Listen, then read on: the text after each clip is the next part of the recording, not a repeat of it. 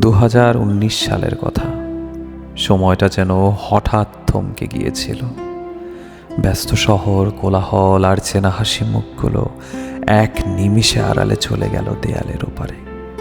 আমরা শিখলাম বেঁচে থাকাটা কতটুকু অনিশ্চিত, আর একে অপরকে ছুঁতে পারাটা কত বড় বিলাসিতা।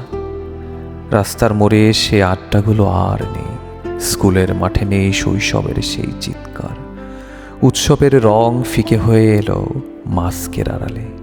সামাজিক দূরত্ব বজায় রাখতে রাখতে আমরা কি হৃদয়ের দূরত্বটাও বাড়িয়ে ফেললাম?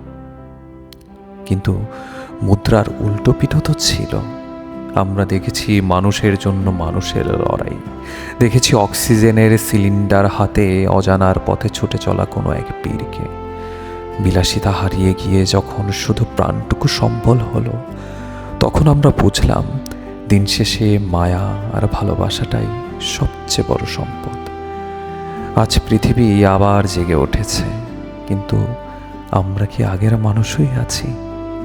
করোনা আমাদের শিখিয়ে গেছে প্রকৃতির ওপর কোনো জোর খাটে না, শিখিয়ে গেছে পাশের মানুষটার হাত ধরাটা কতটুকু জরুরি।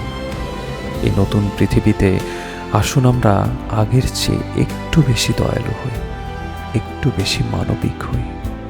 কারণ জীবন ছোট, কিন্তু বেঁচে থাকার গল্পটা অনেক অনেক অনেক বড়।